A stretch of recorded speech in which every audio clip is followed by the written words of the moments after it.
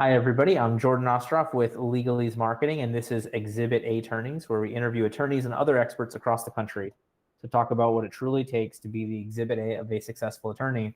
And finally, on this one, I have to break my double dip because Chelsea Williams, our financial expert guru, was financially smart enough to not become an attorney and therefore put herself into a ton of debt with minimal earning potential and instead focus on providing great support from a financial standpoint to other attorneys. So I don't get an attorney and an expert. Today we have just an expert. So Chelsea's going to talk to us about understanding your money, mastering your law firm's finances. If you've listened to the show, I know for a fact Chelsea's name has come up several times before, positive stuff from some of our prior guests. But if you don't know her, she's got over a decade of accounting experience and has focused in the legal space for the last several years. She's got the knowledge to not just get your financial house in order, but instead to set it up for long-term sustainability at a healthy profit, which I always love because we talk about accounting so much from a reactive standpoint. And then you talk to Chelsea and you realize there's actually a whole proactiveness to it that she brings that most people do not. So her passion is financial literacy for the masses. And now she's offering her expertise to all small business law firms in the country through a number of different service offerings and whatnot that we'll talk about. One thing specific to your core solutions is niching in the legal space. Understanding how law firm money works, how it moves in a way that most professionals do not. I know we as attorneys always talk about our businesses being different, and usually they're not, except for this spot. This is the one where we're the weirdest. Contingency fee cases, ethics with billing, with retainers, with all that stuff. It's just a totally different beast. So this is where you really have to have that financial expert who is even the legal financial expert when it comes to those things.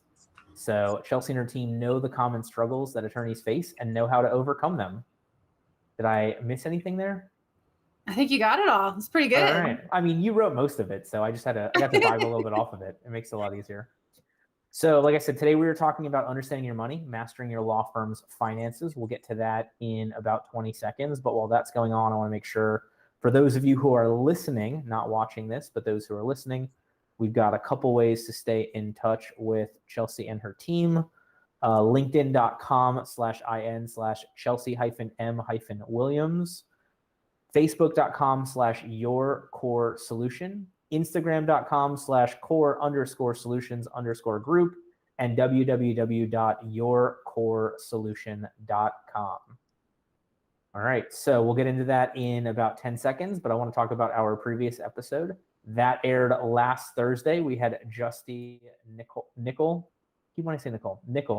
on here. Talk to us about why lawyers should not fear marketing. Really interesting conversation for anybody of that old school belief of we don't market, we're not in the yellow pages, we are the best kept secret, etc. This is a really interesting conversation of how you get over that and what that looks like and some mistakes to avoid. So I highly suggest if that's a problem that you suffer from, which is most of us, listen to that after we pick Chelsea's brain here on the amazing insight that she has to share with us. Thank you for being with us today. Thank you for having me. I'm super excited to finally get on here. I know we had to reschedule, so today is the day to talk law firm money.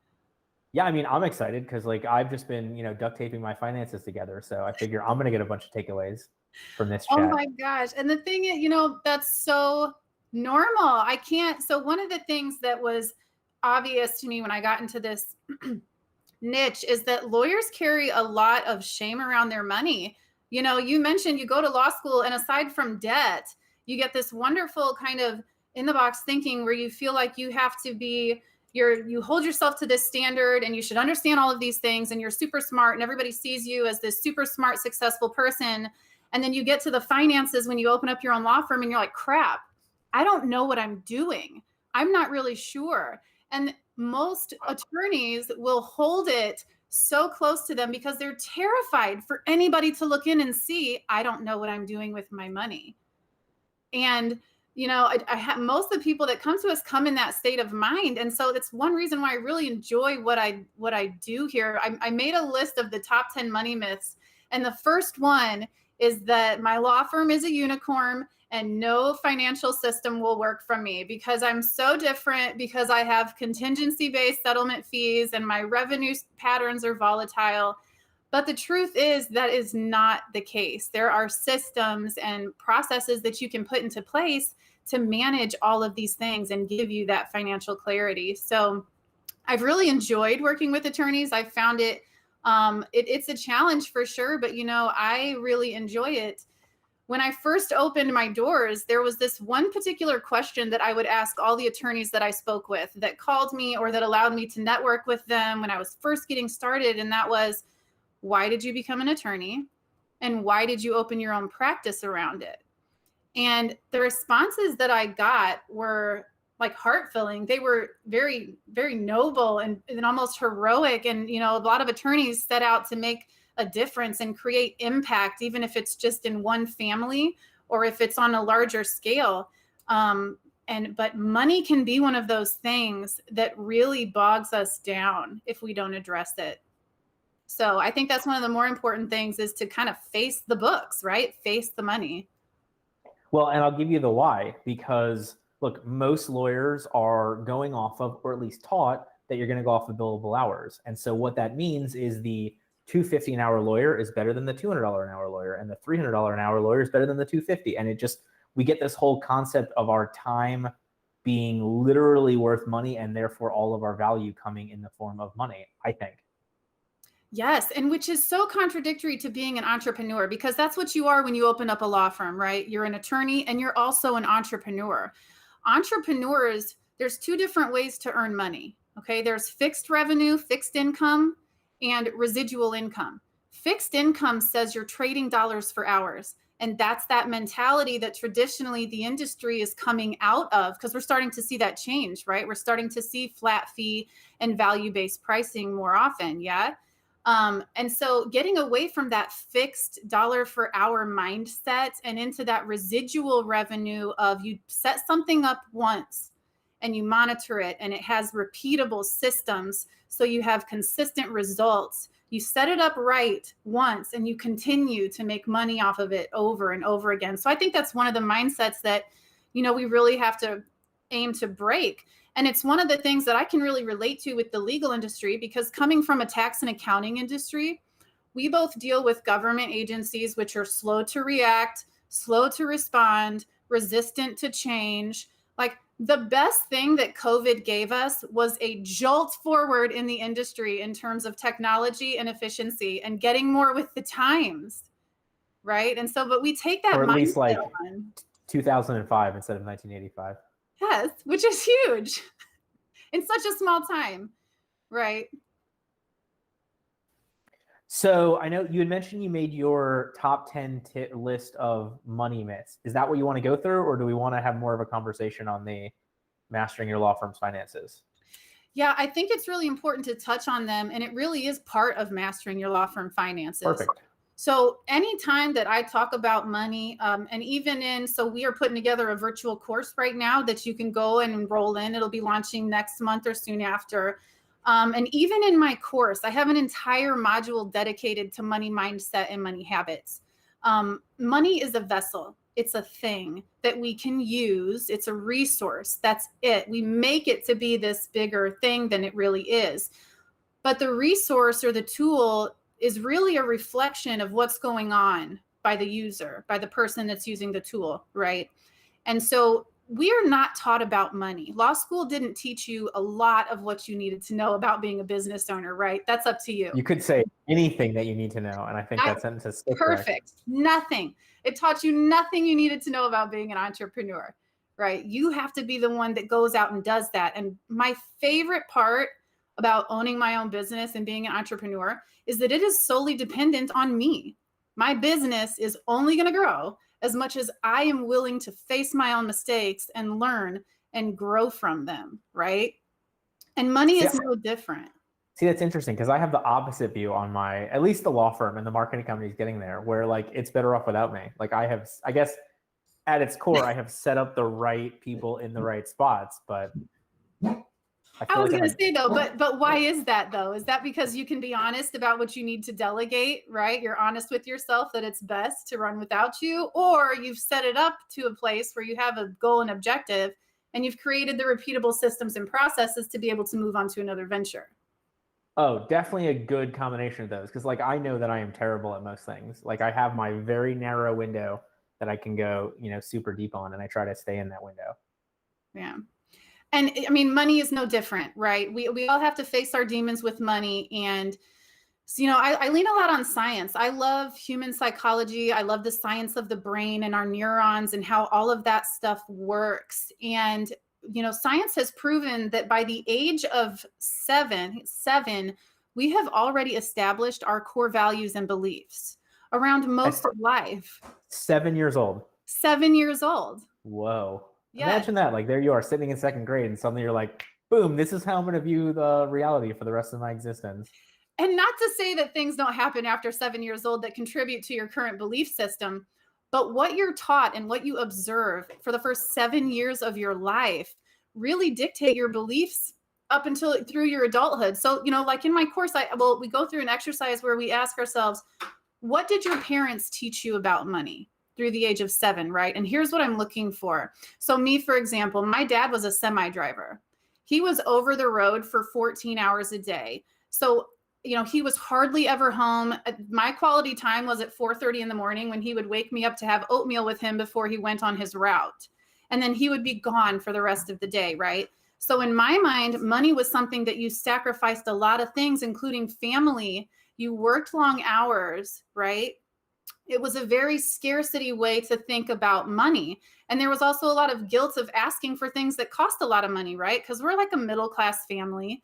So, how you grew up and what you watched your parents and the people around you do to earn money and provide really dictates a lot of how you see things now. So, that's why we get a lot of guilt around, making too much money. Like making too much money is a thing, right? See, that's super interesting because my dad, so my school let us open bank accounts. I want to say it was kindergarten or first grade, and it was Tuesdays and Thursday mornings. And my dad was like, "All right, I will match up to $5 a week," and I think my allowance was like $5. And so I was like, "Oh, if I put this in the bank, I've now doubled my allowance based upon all of that." And then I ended up saving up that money and then using it during college, and I have to work some semesters. And that's awesome. And, I teach a community course here. It was aimed at for parents of small children. But what I soon learned is that these parents didn't get taught. So when you have somebody who actually gets taught a little bit of money principle, I mean, that's amazing and something that we can pass down to our kids.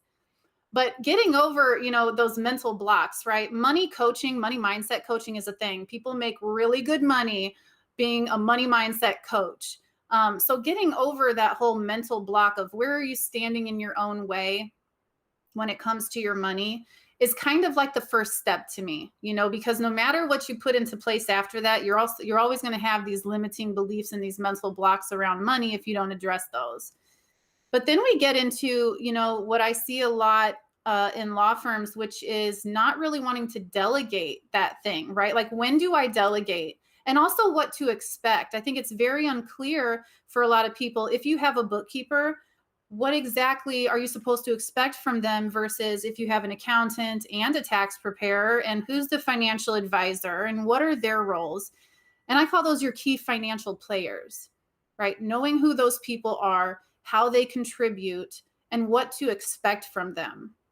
So we get a lot of attorneys who come to us and they're doing their own books at this point, right? It hasn't made sense to delegate, but they're getting to this point to where they now have to balance their options of, do I spend 10 hours a month doing my own books? Or do I go bill $250 to $350 an hour and delegate that part of what I'm doing, right? And then what do I get out of that? So once you get to the point, well, whether you're doing your own books or whether you outsource it, then what should you be doing after that? Well, then we're looking at financials. And this is where people go cross-eyed and they're like, holy cow, that looks good. Here's the top number. Here's the bottom number. I don't really care about anything in between. Let's move on with our life, right? Well, depending on what the bottom number looks like. Yes.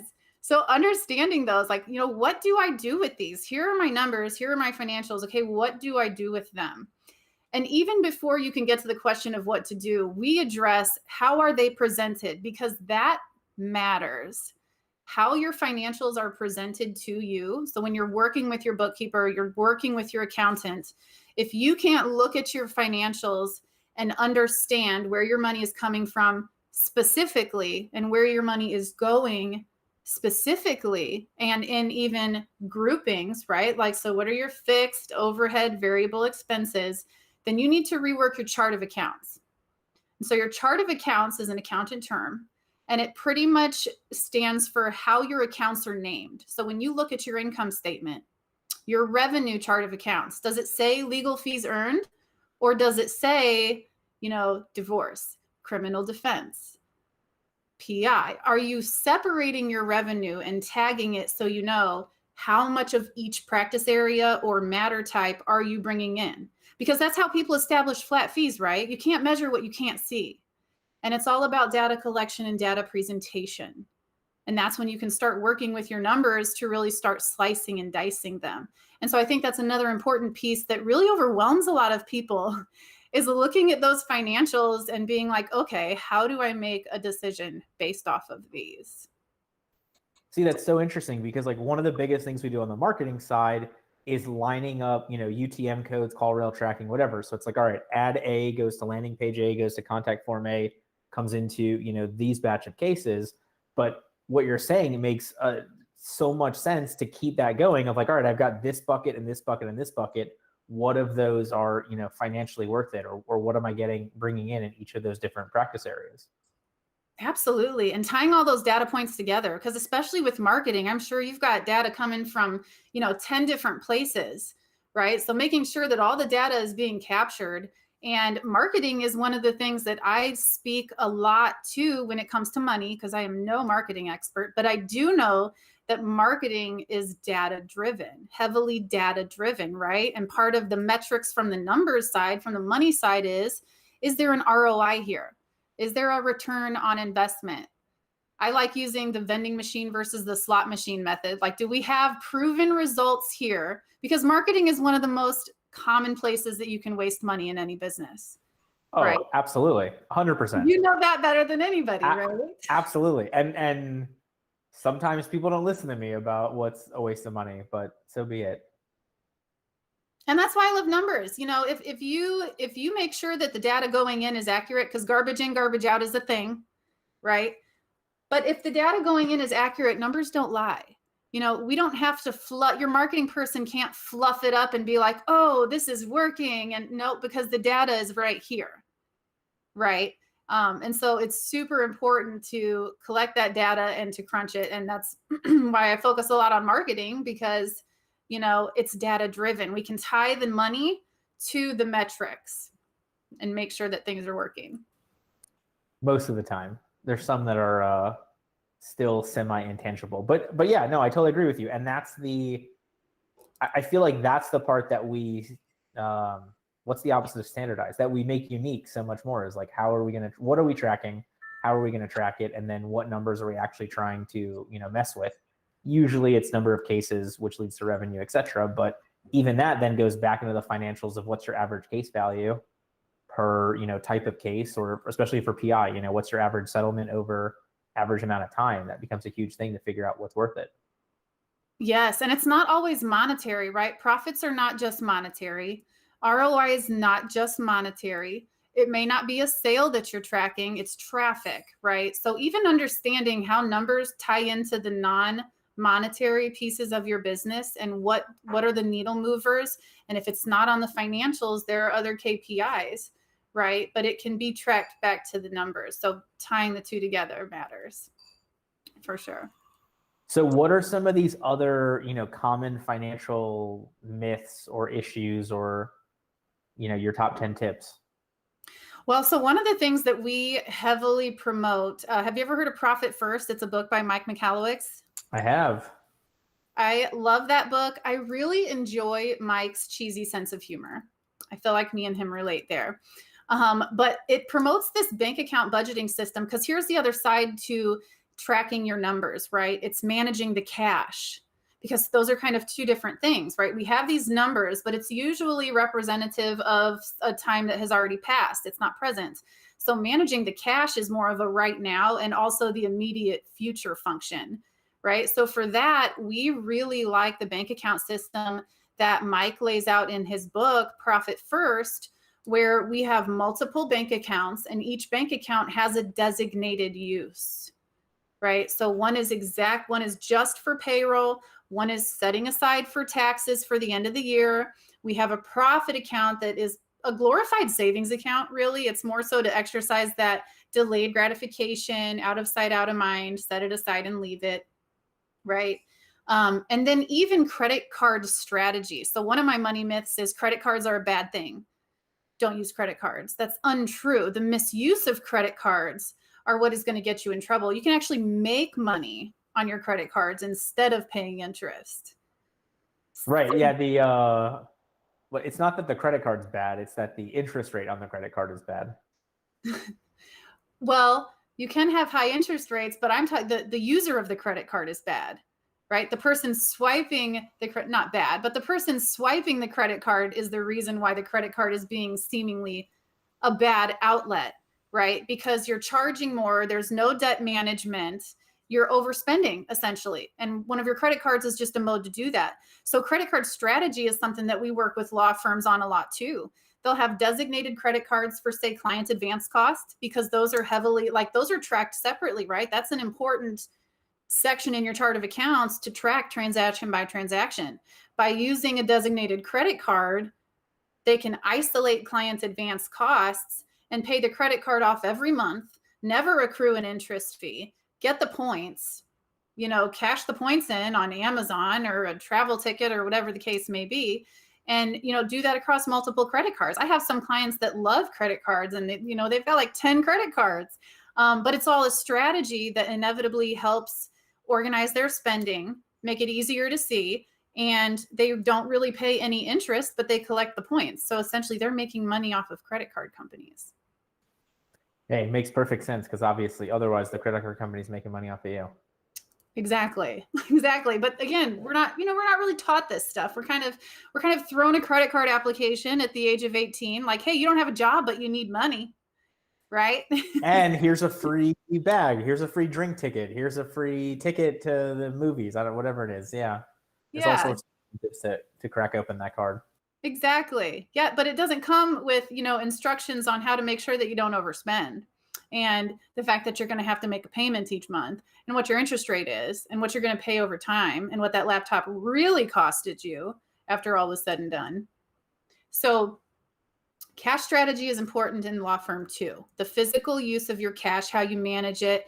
We've got a lot of firms that don't really stick to a budget, and they're telling themselves for one reason or another that a budget isn't helpful for them. It's not useful. I don't know when that settlement money's coming in, so it's pointless for me to, have an eye and a pulse on the expense portion of my business.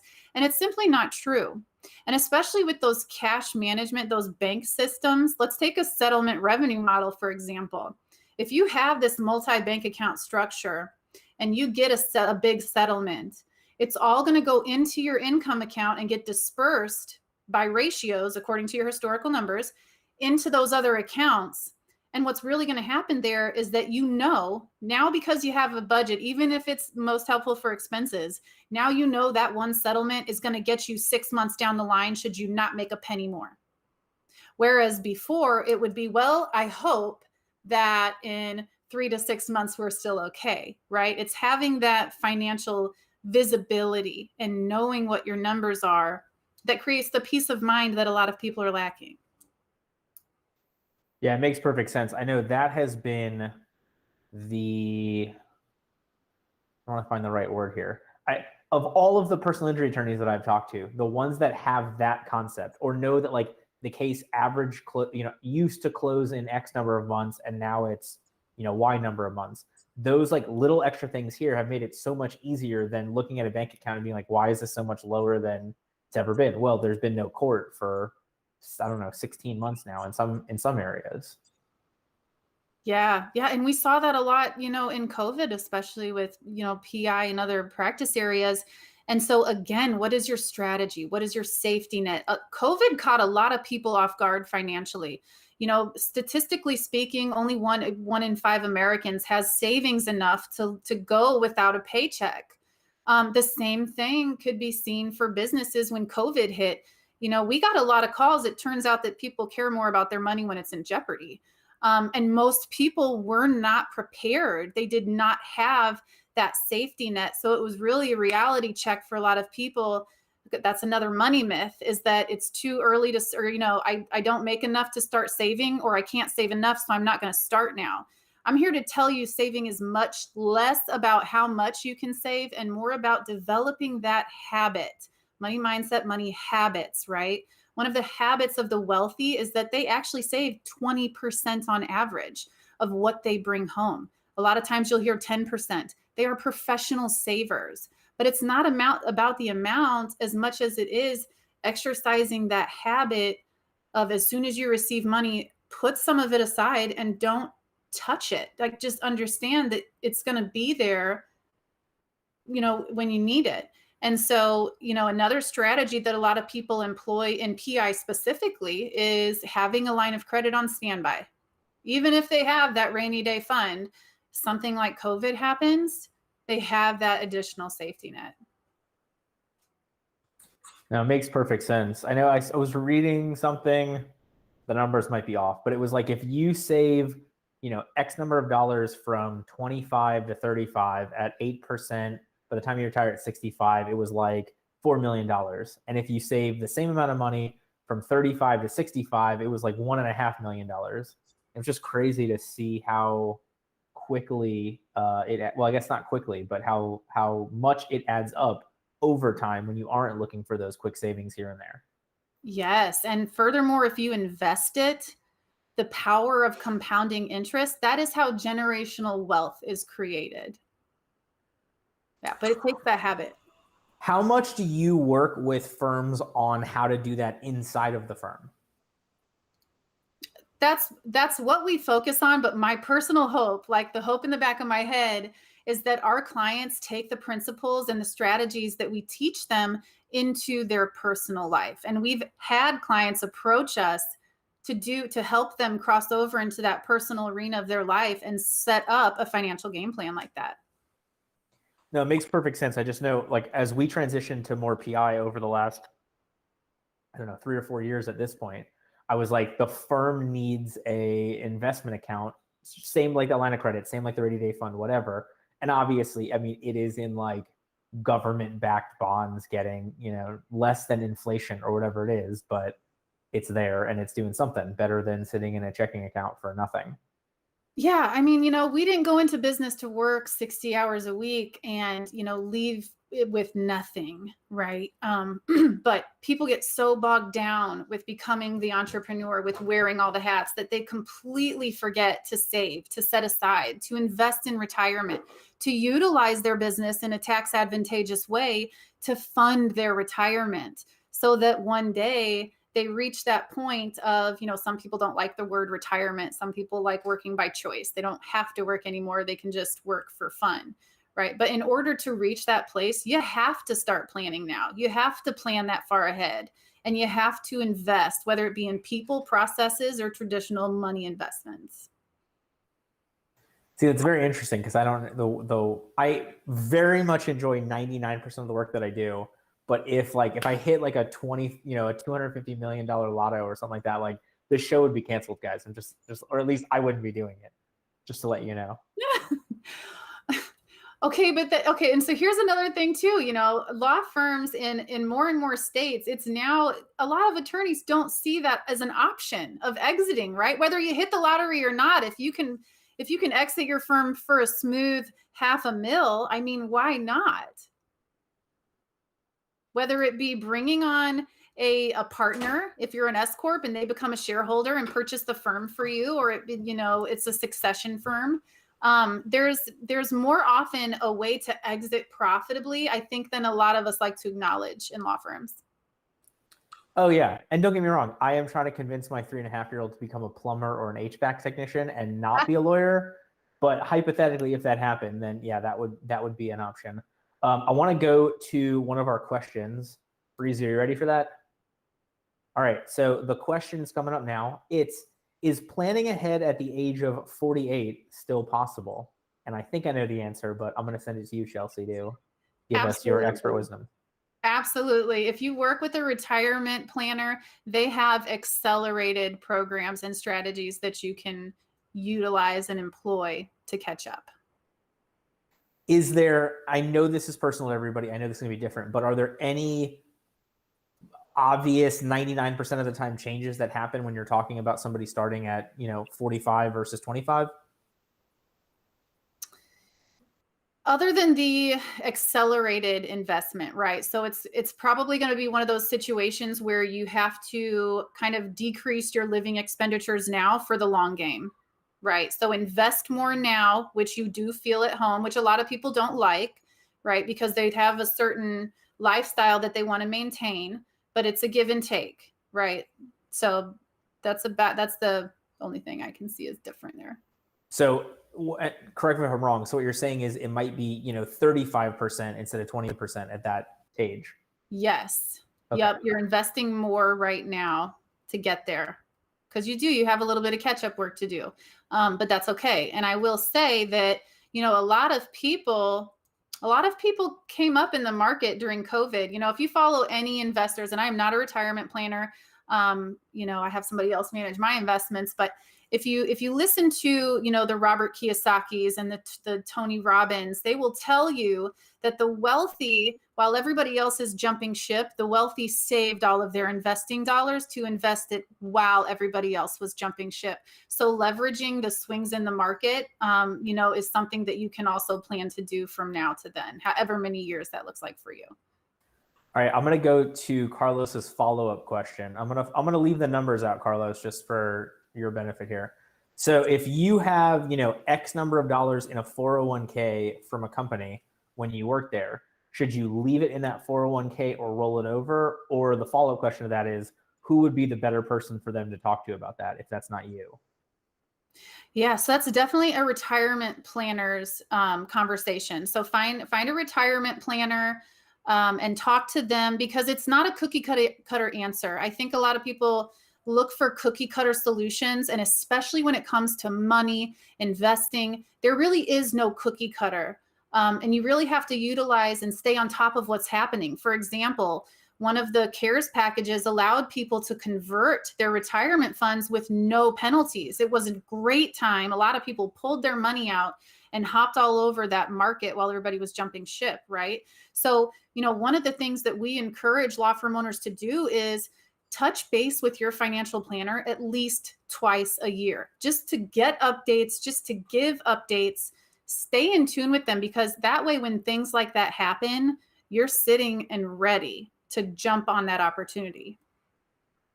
And I think that's the biggest thing, because like what you were talking about before makes so much sense. For all these stocks or other investments that dropped, 25% from March 1st to March 15th, it was really easy for, if you had enough window and enough risk, to get that back, really quickly. I think the S&P's up almost 50% since March, beginning of March. I could be wrong on that. But anyway, I'm with you. And I think along those lines, there also is that benefit of having some of your money doing nothing, or being in those bonds, or being in CDs, or something where you don't have that risk, so that you have the opportunity when that situation comes up. Yeah, and knowing your investing strengths, right? So, a lot of people say multiple nest eggs. Don't put all your eggs in one basket, right? Disperse your eggs. But again, there's no cookie cutter strategy for that. And there is, I wish I could remember this website. They had an investment personality test where it would identify what are your investing strengths. Meaning, if you love antiques, there's a market for antiques. You could employ your hobby and deal antiques and make this money on the side, right? If you are into property investments, that's a pretty sure way to build wealth. You can create a nest in property investments. So looking even outside of your law firm, what can you do that's not going to be miserable, right? Like me, I can't do properties. I can't deal with the handyman and the chores and the man stuff. I'm illiterate when it comes to a tool bag. Okay. Properties aren't my thing, so I don't do them. So knowing yourself and looking for opportunities for those investments, even outside of your law firm. Yeah. And along those lines, like there's you called it your financial team. Yes. That's very similar to your employees. Not that they necessarily work for you. I mean, they should, but like not in the same way. But ultimately, like I hire people who are the opposite of me just as much as I hire people that are similar to me because I know what I'm good at. Like my financial advisor, I'll give him a shout out, Rob Lagenhausen, the coolest guy. But when it comes to finances, the most uptight person ever, which is exactly what I need. Because I am the like, let's go crypto options for this week. Let's go day trading this. Like I would go totally nuts and blow through everything 10 times over. So that's part of our team. And on the 1 in 1,000 that we are both on the same page, I know that's a great, that is a worthwhile risk because both of us agree being so different when it comes to our, investment beliefs. Yeah, I mean, and you're right. Your financial team should be just as much a part of what you're doing as your employees are. Because think about it. You didn't go into business to have nothing to show for it. Personally, we're just being honest here. You have to call your shot. You can't measure what you can't see. Working with somebody that's going to get you from point A to point B, where you can go and say, this is where I want to be. This is where I want to be in 15, 20, 30 years. What do I need to know to get there? And then in the follow-up, right? So it's in the follow-up where you meet with them at least twice a year to say, how am I doing? Am I behind where we wanted to be? Am I ahead? What are my options? Investing that follow-up in yourself. Yeah, that's sort of what I posted about this morning on LinkedIn that I really want to highlight for everybody. Like this is not a situation where you open up your firm and it is a skyrocket of success in a complete linear line. This is a great month, a down month, a great year, a down year, You're looking for those higher highs. You're looking for those higher lows, finances, case number, revenue, results, whatever it's going to be. You're really looking for that progress more than you are looking for a definitive, consistent upward spike, I think. Yeah, my 2020 mantra was that, it's not about hitting home runs. It's about hitting the singles. You hit enough singles and you hit the game, you win the game. I think a lot of times we're sitting back waiting for this huge thing to happen. And it's almost like, well, this ball has to drop before I can go do these things. I got to wait. In the meantime, the small things that you could be doing day in, day out, week in, month, that is what's going to make the difference. So Breezy, I want to go to the next question that we had, if you're ready for it. Okay. So in choosing a financial planner, or really I want to say this too, in creating this financial team, what tips do you have to make sure you're choosing the right one, the right ones, the right team, the right people, et cetera? Because I know you have the most amazing spot of you all are full and not taking new clients and have a waiting list. So for anybody listening who wants Chelsea, that ship has not sailed, but it is not on its voyage currently. So what are some things people should be looking for to get that right team together? Yes. So it depends on which one we're talking about. So let's go through them, right? A bookkeeper is pretty straightforward. Law firm experience in any of these, a bookkeeper, accountant, tax preparer, is a massive plus because there are some nuances, but they can be understood. Bookkeepers so what to expect from them. Those are the data entry people, right? So they data in, data out. And here's the key. It's in how to work with these people. They can't read your mind. And a lot of people, we've even had it where they hire us, and because they didn't see the results that they wanted in the first 2 to 3 months, they jumped ship. But what you have to understand is that it takes time to get to know your law firm, your operations, even your tax preparer is probably going to need 1 or 2 years to really get a good grasp on what you're doing.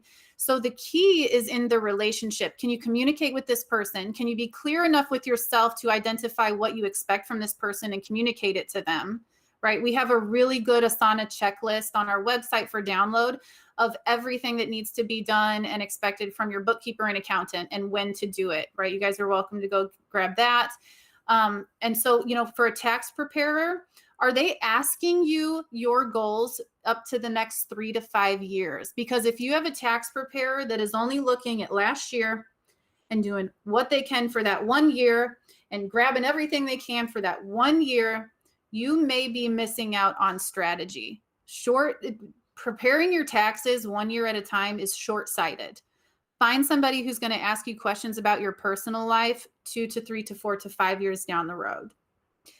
And in terms of a financial advisor, so I have some specific referrals for this one. So for the ladies, for the women out there, Elevest. Elevest is an investment platform designed specifically for women. So they did this very interesting study on the investing habits between men and women, and there were very identifiable differences. The ways that women invest and the ways that men invest are incredibly different. And traditional retirement companies, so your big hitters, they are built on the man's way of investing, that method. And so for the women, I would highly recommend that you go to Elevest, their website. They have a really good set of information on, what they're about, what you would need in addition to that. And then I am not, so this is just my personal opinion. I don't like the box retirement companies. I don't like the retirement companies who are incentivized to take this package and get you to fit in it, right? So retirement planners who are not tied to the big box brands are probably going to put something together. Their incentive is to puzzle piece something around you, not force you into a company's box of their products and what they offer. So that would be my advice for a financial advisor. Breezy, I'm getting a comment that the audio cut out. I don't know if it's back yet or not. Darn. We'll just keep rolling. We've got the hard fade if need be. So is there this is a selfish question because I'm curious, is there like a 30 to 45 second explanation of the difference between how women invest and how men invest? Or is that like way too long of a... There is, and I love it because it's actually reflective of how they make business decisions as well. So they have also shown similar results when they have studied corporate heads, men versus women. So here's what happens. Men tend to make quicker decisions and investing up front and investing more money. Women tend to want to gather information first, sit back and chew on the information, and then slowly employ an investment strategy. But what it showed over time, and I can't remember the time span, and it's probably on Elevest's website as well, or in one of the talks that the founder gives.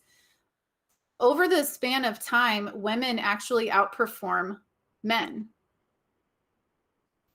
Oh, I don't doubt that. Because like, it's funny, my wife and I started our own like on the side investment accounts. Each of us have one towards the beginning of COVID.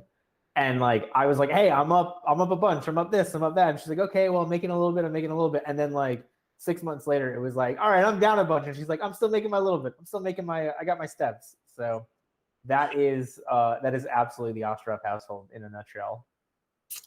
Yeah, it's awesome. It's awesome. And, men and women balance each other out. There are strengths to both, and we really have to leverage both of them. But that was one of the most interesting studies I've seen.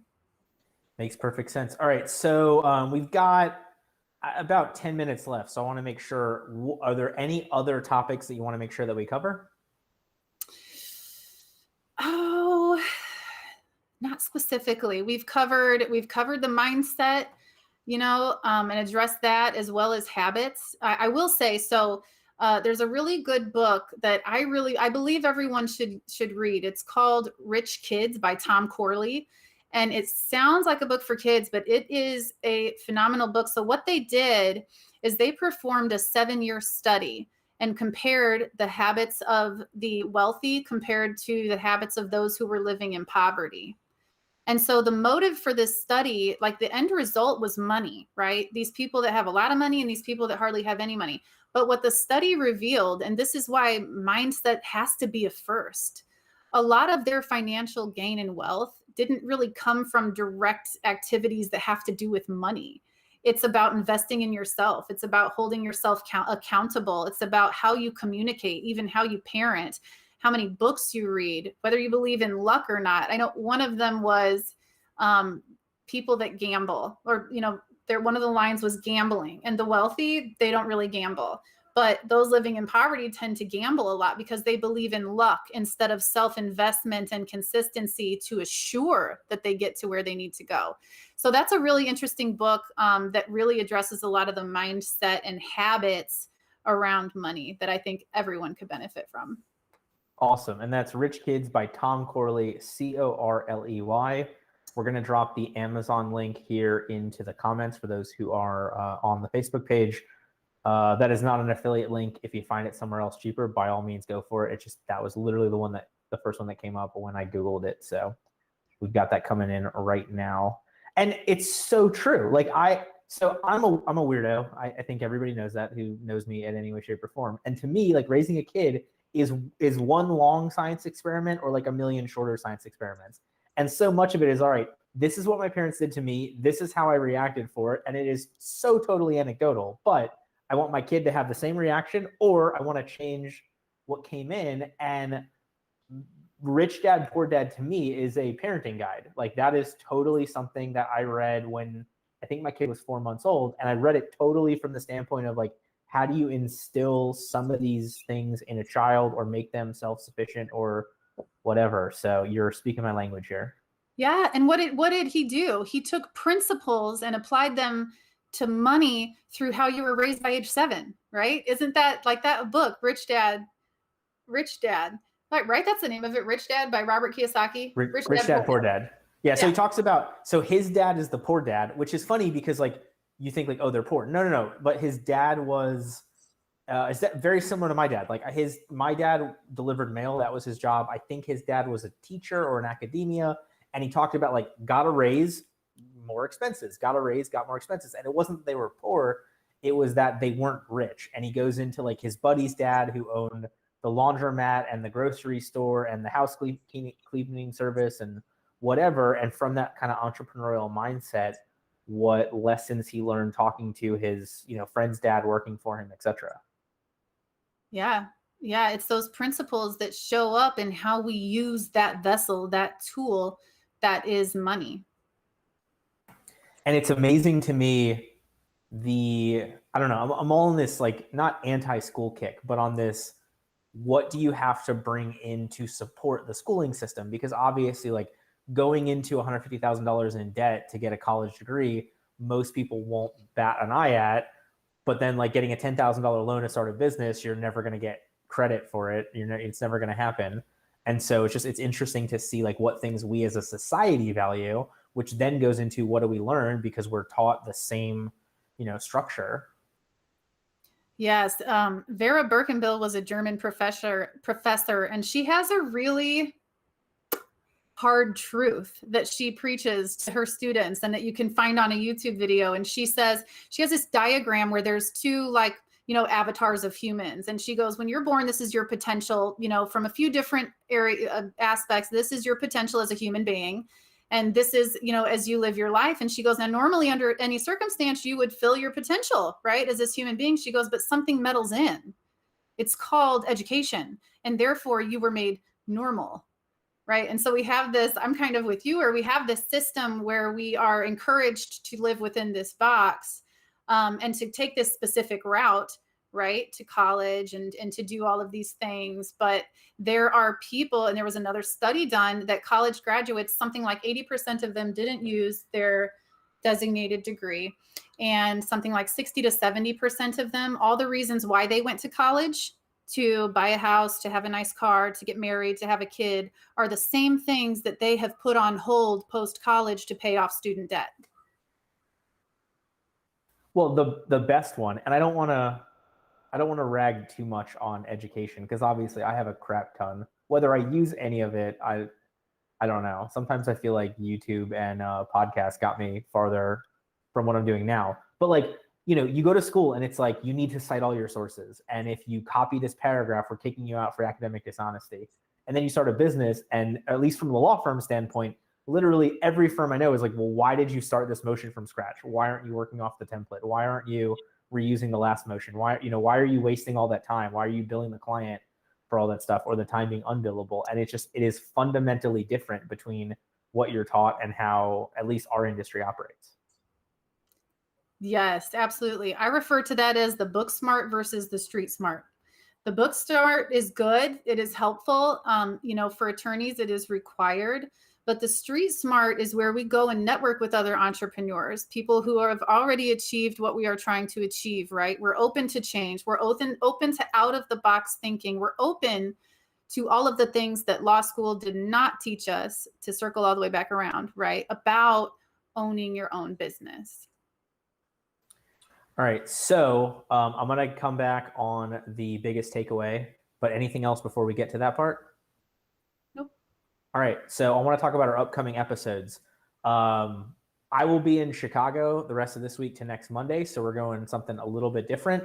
We will not have a guest. We will not have a live show this Thursday or next Monday. Instead, we're going to recast, or we are going to cast presentations that we've done elsewhere to make sure you guys have access to all of them.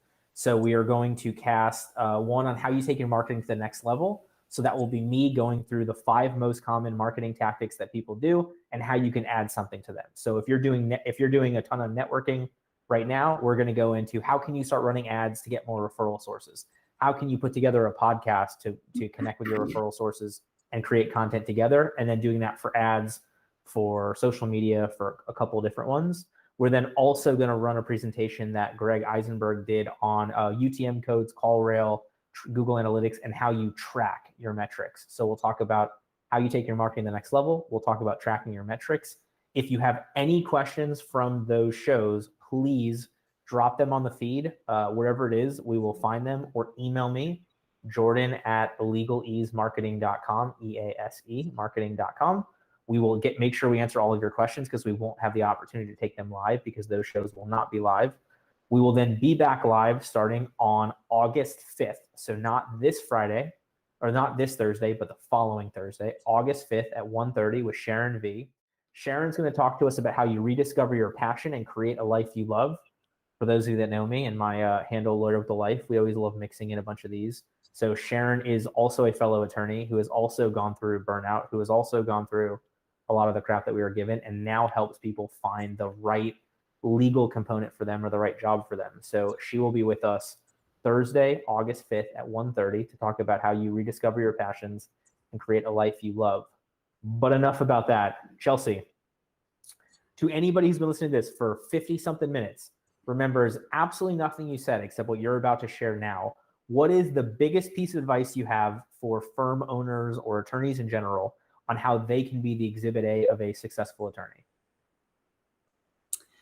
I remember when COVID first hit, and there was a lady that reached out to me on social media, and I could tell that she was incredibly frantic because she knew what was about to happen to her firm financially. I ended up meeting with her at like 8 p.m. on a Tuesday night. I felt for her. My heart went out for her. And I was like, you know what? I don't have any availability. Let's do something after hours. I met with this woman at 8 p.m. on a weeknight, and she was the typical attorney I told you about earlier that was terrified to let somebody in and admit that you don't know what you don't know. And so in tears, she was literally in tears when we met. We got to it. I asked her, tell me what you owe. Tell me what you know you're paying for. Tell me what you think we're going to make. And that night we roughed out a budget and we made a few key changes, and she ended up signing on as a client. 2 years later, she is one of my most successful clients. She almost has her law firm on autopilot. She just hired a CEO, a managing attorney, to take over a lot of the managing duties that she was doing so that she can go launch another venture. I said in the beginning, one of my favorite parts about being an entrepreneur is that this is a mirror, and it will only grow as much as you are willing to grow. It is okay not to know and understand pieces of your business. It is not okay not to ask for help if you want to succeed. I love that. And it's, I talk to firm owners, and I went through this, I wish I could clone myself phase. And then ideally you get to the point where you're like, oh my God, if I clone myself, that would be my nightmare. Like, I like having people with different opinions and with different mindsets and with different, pros and cons.